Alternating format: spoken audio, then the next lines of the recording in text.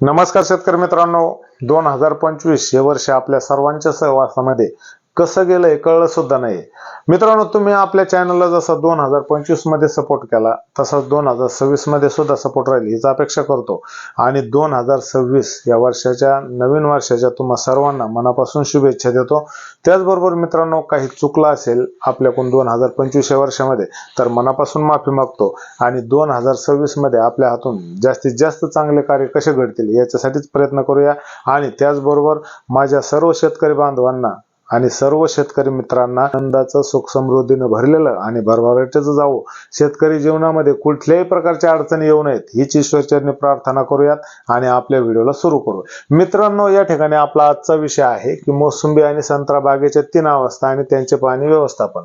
याच्यामध्ये आपण याला अनुसरून 3 मुद्दे घेतलेले आहेत. आणि म्हणजे पूर्ण पान झडून लीक झालेली बाग याचं पाणी व्यवस्थापन कसं करायचं, त्याचबरोबर शेंड्यावरती नवते असलेली बाग आहे याच्यावरती फवारणी आणि त्याचबरोबर पाणी व्यवस्थापन कसं करायचं, आणि पूर्ण स्थिर असलेली बाग आहे तर याचं पाणी व्यवस्थापन कसं करायचं. कारण भरपूर शेतकऱ्यांच्या बागाला पाणी आता सुरू झालेले आणि याच मध्ये शेतकऱ्यांनी जसं असेल तसं, परंतु या ठिकाणी बागेला पाणी द्यायला सुरुवात केलेली, परंतु इथं जर चूक झाली थोडीशी तर अजून प्रॉब्लेम येऊ शकतात. म्हणून आपण आज हा व्हिडिओ बनवतो. या ठिकाणी 500 लाईकचं टार्गेट आहे आणि मी आपला मित्र सुरेश पोकळे आपलं सर्वांचं स्वागत करतो आपल्या युट्यूब चॅनल कृषी गाथा मध्ये.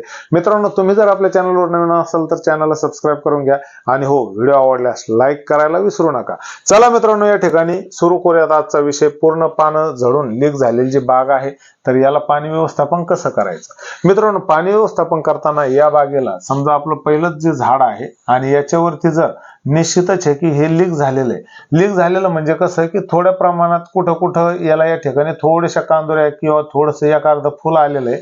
आणि त्याचबरोबर पालवी सुद्धा या ठिकाणी निघताना नॉर्मल पालवी निघताना दिसते. तर आपल्याला काय करायचं की फुलं तर दिसत आहेत थोडी थोडी, मग याला काय करायचं, पहिलंच झाड फुटायला आलेले किंवा हे आता हुसळी मारणारे किंवा याच्यातून तगार सुद्धा बाहेर निघू शकते. इथं जर पाणी व्यवस्थापन जर चुकलं तर निश्चितच इथं काय होणार की या मुळांना पहिलंच काय आहे की मॉइश्चर आहे, थोडीशी ओलावा आहे आणि याच्या जेव्हा इथं हे झाड लीक व्हायला लागलेले, थोडी थोडी तगार बाहेर काढायला लागलेले आणि त्याच्यामध्येच काय झालं, कुठं कुठं फुल दिसतंय आणि कुठं मोकळी तगार या ठिकाणी आपल्याला दिसते. मग मित्रांनो, या ठिकाणी जर आपलं पाणी नियोजन जर चुकलं आणि पाणी जर वाजवीपेक्षा जास्त जर आपल्या बागेला झालं तर निश्चितच या ठिकाणी आपल्याला फटका बसणार आहे. कसा बसणार आहे ते तुम्हाला समजून सांगतोय की मित्रांनो, ज्यावेळेस आपण पाणी देतो पण पाणी जर वाजवीपेक्षा जास्त जर झालं, झाड पूर्ण काय करणार, पाणी वाढणार आणि त्याच्यानंतर इथून जी बाहेर आलेली कुणी तर हिला वाजवीपेक्षा जास्त पाण्याचा पुरवठा झाल्यानं या ठिकाणी फुलं काढण्याच्या ऐवजी या बागेमधून आपल्याला परत काय होणार की नवीन तगार, नुसती नवतीवरच बाग जाऊ शकते. हे शक्यता नाकारता येत नाहीये. त्याच्यामुळे आपल्याला काय करायचं, इथं पाणी व्यवस्थापन हा मुद्दा खूप महत्वाचा आहे. त्याच्यामध्ये आपल्याला काय करायचं मित्रांनो, जर आपली जर बाग अशा स्थितीमध्ये असेल की थोडीशी कुणी बाहेर येताना दिसते, त्याच्यामध्ये कुठं फुल दिसतंय तर कुठं मोकळी तगार दिसते, तर इथं काय करायचं, पाण्याला थोडंसं जपायचं. झाडाला जास्त पाणी द्यायचं नाही. झाडाला किमान आपलं जे ड्रिप असतं तर या ड्रिपच्या साहाय्यानं 2 ड्रिपरच्या साहाय्यानं आपण पाणी व्यवस्थापन करू शकतो. मग 2 ड्रिपरच्या साहाय्यानं जर आपली ड्रिपरची कॅपॅसिटी किती आहे तर त्या हिशोबाने आपल्याला पाणी व्यवस्थापन करायचंय. म्हणजे तुमचं जर ड्रिपर ताशी 16 लिटर पाणी जर देत असेल तर आपल्याला काय करायचं, इथं किमान 3 तास पाणी फक्त द्यायचं बागेला. किती? 3 तास पाणी. 3 तास पाणी दिल्यानं काय होईल की 3 तास जर पाणी दिलं तर आपलं पाणी किती जाणार आहे, तर 16 2 32 16 त्रिक 48, 48 दोन्ही किती जाणार आहे तर जवळजवळ 96 लिटर आपलं पाणी एका झाडाला पडणार आहे. 96 लिटर पाण्यानं काय होईल की या ठिकाणी मोजकं पाणी बसल्यानं मुळे काय करेल की पाणी तर घेणार, इथून पाणी घेणार, दोन्हीकडून पाणी घेणार आणि झाडावरची जी बाकीची उरलेली डोळे ही फुगवण्यासाठी झाड कामाला लागतं. त्याच्यानंतर या तगारीला पोटभर पाणी भेटत नाही कारण हे पाण्याची विभागणी झाली. इथं काय गेलं, इथं काय गेलं, इथं काय, पूर्ण झाडामध्ये पाण्याची ज्यावेळेस विभागणी होते तर त्यावेळेस काय होतंय की हे नुसतं तगारीवर न जाता या ठिकाणी झाड पाण्याबरोबर न्यूट्रिशन सुद्धा वाढत असतं, कारण या ठिकाणी अन्नद्रव्य सुद्धा वाढायला लागलेले आणि त्याचबरोबर पाणी सुद्धा वाढले, झाडाचा ट्रेस तुटलेला आहे आणि त्याच्यानंतर झाडांनी काय केलं, या ठिकाणी तगारीवर न जाता या ठिकाणी फ्लावरिंग काढायला सुरुवात केलेली, परंतु पाणी मोजकं होतं. त्यामुळं जर पाणी भरमसाठ भेटलं तर निश्चितच आहे की इथं पाणी जास्त होईल आणि पहिलीच बाग आपली लीक व्हायला लागलेली आहे. मी तुम्हाला ते सांगतोय की जी बाग लीक आता सध्या थोडी थोडी झालेली आहे आणि त्या बागेला पाणी व्यवस्थापन कसं करायचं. मग पहिलं पाणी देताना फक्त 3 तास द्यायचं 2 ड्रिपरच्या साहाय्यानं. त्याच्यानंतर जे दुसरं पाणी द्यायचं आपल्याला तर त्याचं 2 तास वाढवायचं आणि 5 तास करायचे. 2 ड्रिपर असतील तर पाण्याचा हिशोब लक्षात घ्या आणि त्या हिशोबाने पुढचं पाणी ज्या वेळेस आपल्या बागेवरती पूर्ण क्षमतेनं या ठिकाणी पूर्ण क्षमतेनं आपल्याला फ्लावरिंग दिसेल तेव्हा आपल्याला काय करायचंय की बागेला एकदा पूर्ण मोकळं पाणी तुम्ही देऊ शकता. म्हणजे वापसा परिस्थितीवर ज्यावेळेस बाग येईल त्यावेळेस पूर्ण शेत तुम्ही भिजून घेऊ शकता. त्याच्यानंतर कुठल्या प्रकारचं घाबरायचं कारण नाहीये. फक्त शेटिंग होईपर्यंत पाणी नियोजन हे व्यवस्थितच ठेवायचंय. व्यवस्थित का ठेवायचंय तर वाजूपेक्षा जास्त पाण्यानं सुद्धा या ठिकाणी फ्लावरिंग मधून जी गुंडीगळ होत असते, समजा गुंडी थोडीशी वाटाण्याच्या आकाराची किंवा त्याच्यापेक्षा थोडीशी मोठी झाली, त्याच्यानंतर जर पाण्याचा भरमसाठ वापर जर झाला तर या ठिकाणी निश्चितच ही गुंडी येऊन खाली सुद्धा गळू शकते. ही शक्यता नाकारता येत नाही. त्याच्यामुळे झाडाला लागेल तेवढंच पाणी द्या आणि बाग कायम वापसा परिस्थिती ठेवण्याचा या ठिकाणी प्रयत्न करा. मित्रांनो, दुसरा मुद्दा आहे की शेंड्यावरती नवती असलेली बाग, हिचं पाणी व्यवस्थापन कसं करायचं.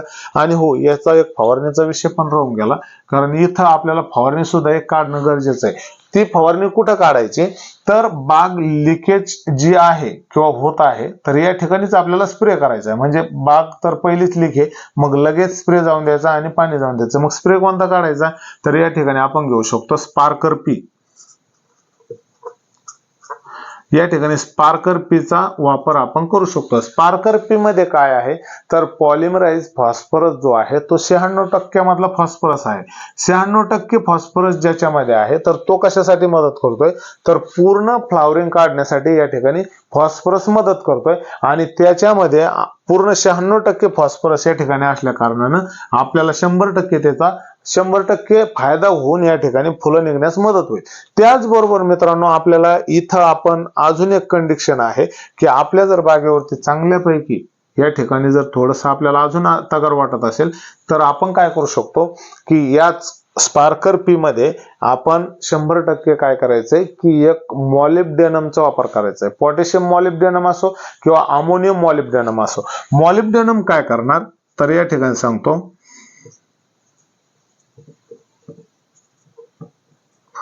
मॉलिब्डेनमचं कार्य काय हा विषय आपण पहिला समजून घेऊ.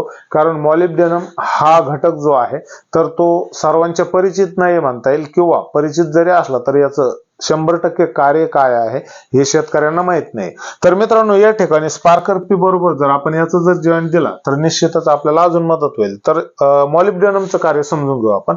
तर या ठिकाणी मित्रांनो, जी तगर निघत असते आणि जर झाडामध्ये नत्राचं प्रमाण वाढलेलं असेल, म्हणजे नत्र जर जास्त झालेलं असेल किंवा वाढलेलं असेल आणि नत्र जे आहे तर ते आगरी स्वरूपात जर बाहेर निघत असेल किंवा झाडांना आगरी मारण्यास प्रवृत्त करत असेल, नत्राला प्रोटीन मध्ये कन्व्हर्ट करणारा जो घटक आहे तो म्हणजे मॉलिब्डेनम किंवा नत्राला पचवणारा घटक म्हणू शकतो. नत्राला कशामध्ये कन्व्हर्ट करतायत तर प्रोटीन मध्ये. म्हणजे याचं काय झालंय की मॉलिब्डेनमने काय केलं की नत्राची वाढलेली जी लेवल आहे तर नत्राला पचवलं आणि त्याचे प्रोटीन मध्ये या ठिकाणी रूपांतर केल्यानं त्याचं डायरेक्ट काय झालंय की फुल तयार झालं. म्हणजे अन्नद्रव्य सुद्धा भेटलं, नत्र सुद्धा पचल्या गेलं आणि त्याचबरोबर आपल्याला जे लागत होतं त्याचा फायदा सुद्धा झाला. म्हणजे आपल्याला फ्लावरिंग लागत होती तर या ठिकाणी या दोन्हीनं काम काय केलं तर झाडाला फ्लावरिंग लावायचं काम केलं आणि त्याचा फायदा आपल्याला या ठिकाणी 100% झाला. चला मित्रांनो, जाणून घेऊया दुसरा विषय की शेंड्यावरील नवती असलेली बाग. ज्या ज्या बागेवरती शेंड्याकडील भाग म्हणजे जर झाड असेल आपलं आणि त्याचा शेंड्यावरचा भाग जर हा नवतीकडे गेलेला असेल, म्हणजे आता बऱ्याचशा ठिकाणी असं दिसतंय की नवतीवर गेलेले जे झाड आहेत तर त्यांचं काय झालंय की बाकीची जी बाग आहे पोटामध्ये तर ती व्यवस्थित आहे, परंतु या ठिकाणी नवती जी आहे तर ती मारलेली आहे फक्त शेंड्याकडल्या भागानं. मग आता हे बाकीच्या इथं फळ फांद्या असतात तर या फळ फांद्यावरची पानं आणि ह्या फळ फांद्या एकदम व्यवस्थित आहेत, परंतु वरचा जो भाग आहे तर तो पूर्ण नवतीवरती गेलेला आहे आणि आतमधल्या पोटातल्या ज्या काड्या आहेत तर त्यांना काय झालं की इथली पानगळ पूर्ण झालेली आहे, परंतु फक्त हा भाग जो राहिलेला आहे तर तो व्यवस्थित आहे. म्हणजे ह्या ज्या पोटातल्या ज्या फांद्या आहेत तर त्या पूर्णपणे फुटण्यासाठी सक्षम आहेत. फक्त विषय येतो तो म्हणजे शेंड्याकडील नव्हती. 1 2 3 4 असं पूर्ण शेंडे पूर्ण नवतीनं भरलेले दिसतात आणि आतमध्ये जी बाग आहे तर ती एकदम परफेक्ट बसलेली आहे. म्हणजे या ठिकाणी पूर्ण वृद्ध काड्या आहेत, पूर्ण झाडाचा रेशो पण पूर्ण मेंटेन झालेला आहे, परंतु शेंड्याकडला भागच थोडा नवती काढलेले. तर मग याच्यावरती काय उपाय करता येईल मित्रांनो? आता हा जो भाग आहे, हा जो पोटामधला जो मधला भाग येतो तर हा भाग जर व्यवस्थित असेल, याचा रेशो व्यवस्थित मेंटेन असेल तर निश्चितच आपल्याला काय हा भाग पूर्णपणे पूर्ण क्षमतेने फुटणार आहे आणि याची सुद्धा वाढ थांबलेली आहे, आता पूर्णपणे 100% थांबलेली आहे. त्यामुळं या झाडांना फुटण्यासाठी कुठल्याही प्रकारची अडचण नाही. मग आपल्याला या बागेवरती पाणी व्यवस्थापन कसं करायचं? पाणी व्यवस्थापन करताना पाणी तर असं आहे की सुरुवातीच्या परिस्थितीमध्ये व्यवस्थितच पाणी द्या किंवा कमी पाणी म्हटलं तरी पण चालेल. पहिला हात जो आहे पाण्याचा किंवा पहिलं जे भरणं म्हणतो आपण किंवा पहिलं पाणी जे म्हणतो आपण तर ते व्यवस्थित द्यायचं. मग याला पण ड्रिपचा वापर करू शकतो आणि त्याचमध्ये आपण याला तिथं 3 तास मोटर चालवली तर इथं आपण काय करू शकतो, तर याच ठिकाणी 5 घंटे सुद्धा मोटर चालवली तरी काही फरक पडत नाहीये.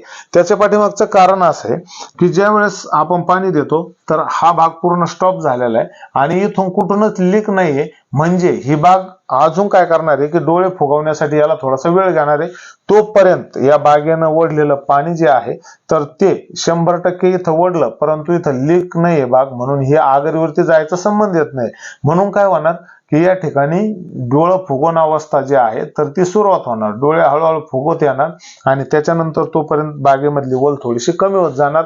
परंतु आपल्याला 2 पाणी दिल्यानंतरच या ठिकाणी डोळा फुगलेला चांगला दिसेल आणि त्याच्यानंतर आपल्याला काय करायचं की पाणी हे व्यवस्थित द्यायचंय. पहिलं 5 तास दिलं, त्याच्यानंतर दुसरं पाणी सुद्धा जमिनीचा हिशोब बघून द्या. मी जरी सांगत असलो तरी सुद्धा आपली जमीन कशी आहे, जमिनीवर वापसा झालाय का, आणि त्याच्यानंतर तुमची हलकी माळरानाची जर जमीन असेल तर याला पाण्याची जास्त गरज असते.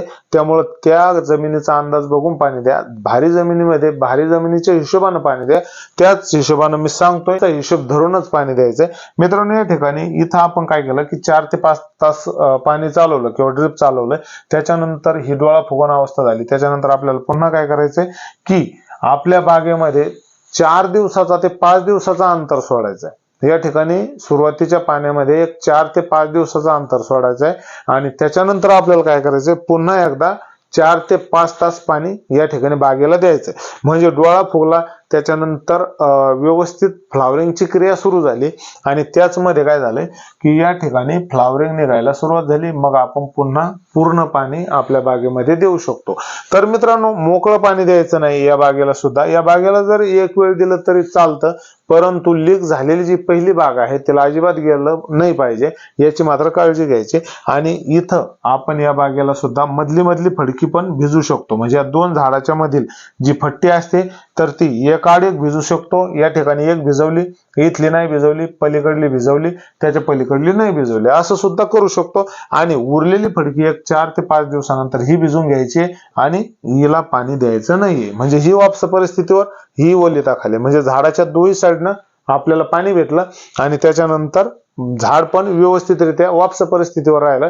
बागेला वाजेपेक्षा जास्त पाणी नाही झालं म्हणून बागेनं फ्लावरिंग सुद्धा काढली. आता ही झाली दुसरी स्थिती. त्याच्यानंतर तिसरी स्थिती म्हणजे बाग स्थिर असलेली. आता इथं फवारणीचा मुद्दा येतो. तर फवारणी कशी करायची, तर आपल्याला 2-3 ऑप्शन मध्ये फवारणी आपण इथं करू शकतो. पहिली तर आहे ती म्हणजे बड बिल्डर. बड बिल्डरचा आपण स्प्रे घेऊ शकतो. आणि बड बिल्डरचा स्प्रे का घ्यायचा आहे, तर फ्लावरिंग आपल्याला चांगली लागण्यासाठी या ठिकाणी बड बिल्डरचा उपयोग होतो. त्याचमध्ये आपल्याला काय करायचंय की कुणी बाहेर येतानाच लगेच आपल्याला या ठिकाणी अवस्था पहिल्या पण झाडायची असो किंवा दुसऱ्या, आता हे मी फक्त तुम्हाला फ्लावरिंग निघण्यासाठी सांगतोय, परंतु याच्यामध्ये आपल्याला काय करायचंय की सेम टू सेम या ठिकाणी ऍक्ट्राचा वापर आपण करू शकतो. कधी, फक्त बाहेर आपल्याला कोणी दिसता क्षणी त्याच्यानंतर ज्यावेळेस फ्लावरिंग लागन त्यावेळेस कीटकनाशकाचा वापर करायचा नाही, ही गोष्ट मात्र 100% तुम्ही लक्षात ठेवा. कारण या ठिकाणी जर आपण कीटकनाशकाचा वापर केला तर मधमाशीला हानी होऊ शकते. मित्रांनो, या ठिकाणी ऍक्ट्राचा वापर करायचा आहे 0.75 ग्रॅम या हिशोबानं. बर्ड बिल्डरचा वापर करायचा आहे 2 ग्रॅम या हिशोबानं. आणि त्याच्यानंतर बर्ड बिल्डर जर आपल्याला अवेलेबल होत नसेल तर आपण या ठिकाणी काय करू शकतो की कौसामॅक्सचा सुद्धा वापर करू शकतो. कौसामॅक्स सुद्धा आपण वापरू शकतो. त्याचबरोबर आपल्याला या ठिकाणी बॉन्ड, विलीवूड कंपनीचं जे बॉन्ड येतं त्याचा सुद्धा आपण फ्लावरिंग साठी चांगल्यापैकी वापर करू शकतो. या ठिकाणी विल बॉन्डचा जरी वापर केला तरी सुद्धा आपल्याला चांगले रिझल्ट या ठिकाणी दिसून येतात. म्हणून आपण या तिन्ही पैकी कोणतंही एक प्रोडक्ट घेऊन आपल्या बागेवरती फवारणी करू शकतो. कारण या स्थितीमध्ये, कारण पहिली स्थिती आणि ही स्थिती आता वेगळी आहे म्हणून आपण या ठिकाणी हे ऑप्शन निवडलंय. परंतु इथं जर आपल्याला शंका असेल तरी सुद्धा आपण या ठिकाणी स्पार्कर पी पुन्हा वापरू शकतो.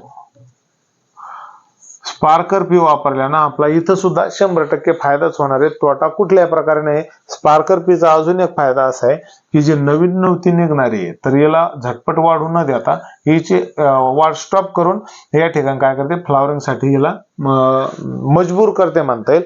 किंवा त्या ठिकाणी तिची वाढ जी अवाढव्य वाढ होणार आहे तर ती जागेवर दाबून त्या ठिकाणी फ्लावरिंगची क्रिया सुरू होते आणि बागेतून हे 100% फुल निघण्यासाठी मदत होते.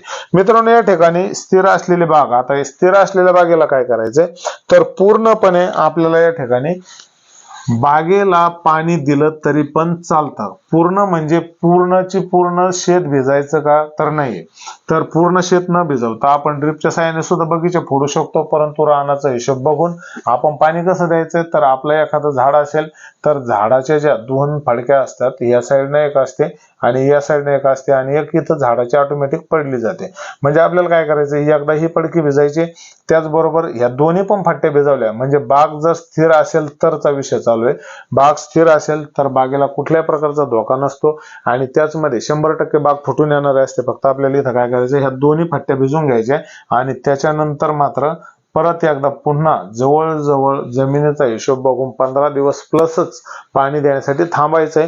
आणि त्याच्यानंतर पुन्हा आपल्याला काय करायचं, परत एकदा याच फडक्यात भिजायचं. जेव्हा फ्लावरिंग आपल्या बागेवरती दिसल तेव्हा एकदा मात्र आपल्याला झाडाच्या फडकीनं सुद्धा पाणी या ठिकाणी सोडायचंय. आणि जेव्हा हे पाणी सोडू तेव्हा आपली बाग पूर्ण फुलांनी बहरलेली असेल, बागेवरती फुलेच फुले दिसायला लागतील. त्याच्यानंतर गुंडी सेटिंग होईपर्यंत पाण्याची अवस्था ही व्यवस्थित सांभाळायची.